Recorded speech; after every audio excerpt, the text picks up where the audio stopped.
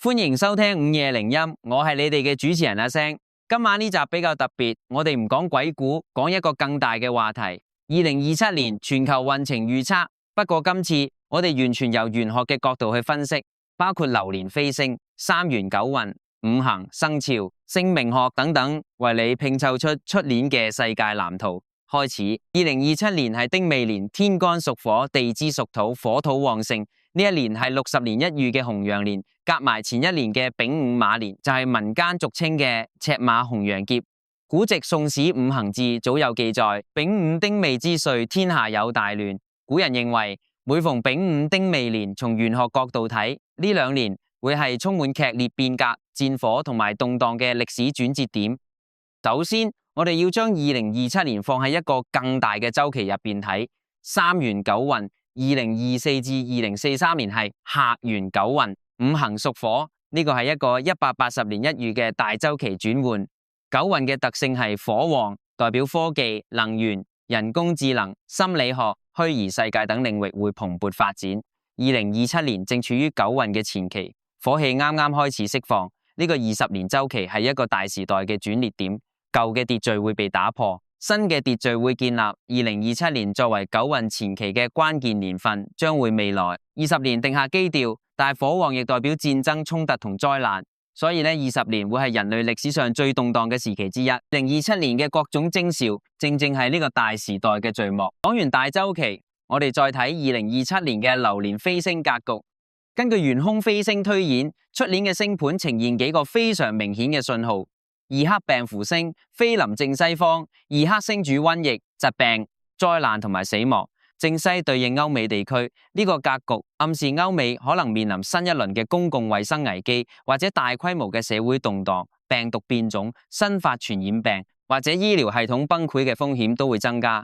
五黃大煞星飛臨正北方，五黃係風水入邊最兇嘅一粒星，主意外、血光、橫禍、戰爭、大型災難。正北對應俄羅斯、北歐、蒙古等地區，同時亦代表全球嘅水源同能源。呢個格局意味住北方地區可能出現突發性嘅重大災難或者衝突，亦可能同極端寒潮、水源污染、能源危機有關。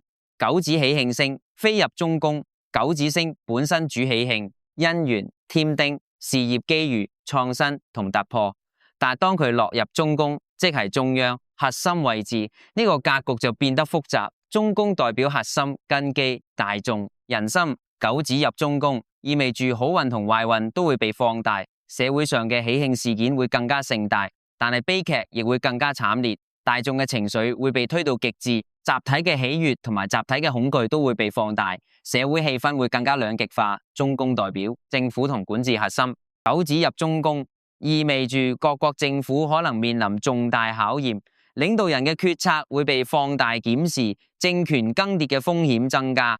呢幾粒星嘅組合形成一個火土交戰嘅格局。二黑星屬土，五黃星屬土，九子星屬火。丁未年本身又係火土旺盛，火生土，但火土過旺就會變成火炎土燥，即係極端化、失控、崩潰。火土交戰對以下幾個領域影響最大。金融市場火克金，金融貨幣、虛擬資產首當其衝。虛擬貨幣市場可能出現崩盤式調整，股市波動劇烈，甚至可能出現區域性嘅金融危機。科技產業火旺本應利好科技，但火土過旺會變成火炎土焦，即係過熱之後嘅崩潰。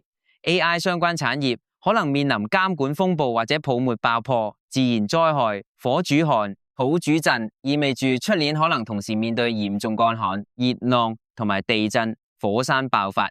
太平洋火山大活動可能加劇，日本、台灣、菲律賓、印尼等地區要特別提防。加上五黃飛臨正北，極端寒潮同水災嘅風險亦不容忽視。國際關係火旺之年代表衝突、對抗同戰爭，國際間可能因利益衝突不再遵守規則，公約恐被單方面撕毀。火主變革意味住可能出現政權更迭或者大規模嘅社會運動。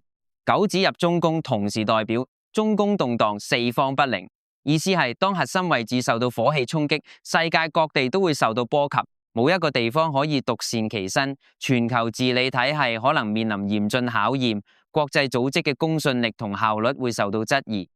根據飛星格局同五行生克，各地區嘅運勢如下：歐美地區二黑病符星飛臨正西，歐美係重災區，公共衛生危機，社會動盪，經濟衰退嘅風險極高。加上歐美本身屬金，火克金，金融市場可能出現較大波動。北方地區五黃大煞星飛臨正北，俄羅斯、北歐、蒙古等地區要面對突發性嘅災難、戰爭、極端寒潮、能源危機都有可能。中宮全球核心九紫入中宮，全球治理體系面臨考驗，國際組織可能失去影響力，大國之間嘅對抗加劇。2027年丁未年生肖屬羊，值太歲，情緒波動，謹慎行事，運勢步入多變期，心理壓力較大，而引發焦慮與急躁。喺事業推進與感情經營上，切忌倉促下決定，建議保持三思而後行嘅穩健步調。屬牛沖太歲，應對變局，守護平安。此年面臨變動幅度最大，工作上易遇突發阻礙，處理合約或法律文件時務必嚴謹。同時應特別關注自身健康，出行時亦需將人身安全置於首位。屬狗刑太歲，人際避雷，穩守職場人際關係趨於緊張，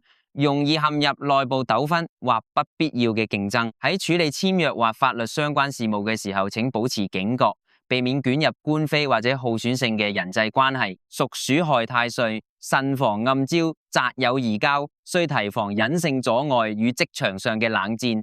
無論係進行商業合作定係建立私人交情，都應謹慎辨識，慎防所託非人而遭受損失。五行屬性八字火旺嘅人，出年會更加衝動易怒，容易同人發生衝突，要特別注意情緒管理。八字水旺嘅人，火旺之年反而係機遇，但水火相沖，變動較大，要靈活應對。姓名學，名字帶火字旁或屬火嘅人，出年會特別受火氣影響，容易衝動犯錯。相反，名字帶水嘅人，水火相沖，可能會經歷重大變動，但變動中亦藏有機會。面對赤馬紅羊劫嘅火土交戰格局，玄學上有幾個化解方向：心態調整，火旺之年最忌衝動，凡事三思而後行，避免爭執同衝突。風水佈局，中宮屬土，九紫入中宮，適合喺屋企或辦公室嘅中央位置擺放水屬性嘅物品，如魚缸、流水擺設，以水制火，平衡火氣。正西方嘅二黑星同埋正北方嘅五黃星可以擺放金屬物品化解。健康運，火旺傷肺，出年要特別注意呼吸系統健康，多飲水，避免捱夜，保持充足睡眠。無論從流年飛星、三元九運、五行生克定歷史規律，都指向動盪同變革。二黑五黃九紫嘅特殊組合，形成一個極端化嘅年份。赤馬紅羊嘅火氣將會考驗全球每一個角落。面對咁嘅局面，玄學提醒我哋唔係恐慌，而係準備。心理上接受變動，物質上做好應急儲備，行為上保持冷靜。時代嘅巨輪唔會等人，但至少我哋可以揀企喺邊個位置望住佢轉。呢個就係2027年嘅玄學預測，無論你信唔信，出年都會嚟，而你準備好未？好，今集講到呢度，如果你鍾意呢個內容，記得訂閱同分享，多謝收聽，我哋下次再見，拜拜。